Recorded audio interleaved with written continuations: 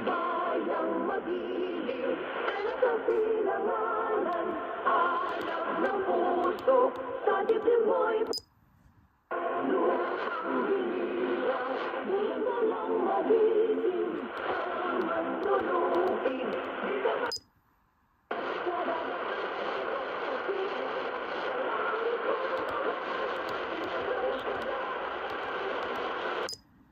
mahal, ang kisap ng watawat mo'y tagumpay na naniningning, ang bituin at araw niya kailan pa may di magdidilim, lupa ng araw ng walhati pagsinta, may langit sa piling mo, aming ligaya ng paghay mga api, ang mamatay lang dahil sa'yo.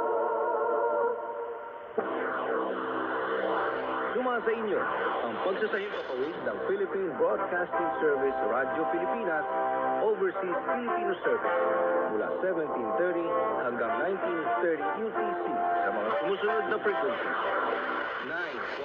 9.960 MHz, 12.120 MHz, at sa 15.190 MHz. Radyo Pilipinas Filipino Service sa balita, informasyon at kulirang paglilingkod.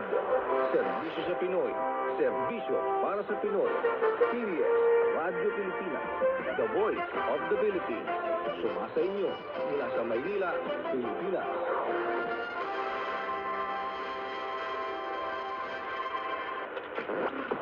Serving the Republic of the Philippines for more than 75 years.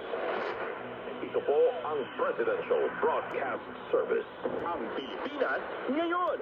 Narito na ang pinakamainit na mga balita na nakalap sa bawat sulok ng bansa. Ihahatid sa bawat Pilipino saan man gayon sa mundo. Ang Pilipinas ngayon. Pakinggan ang bawat kaganapan sa bawat lalawigan. Ito ang Pilipinas ngayon.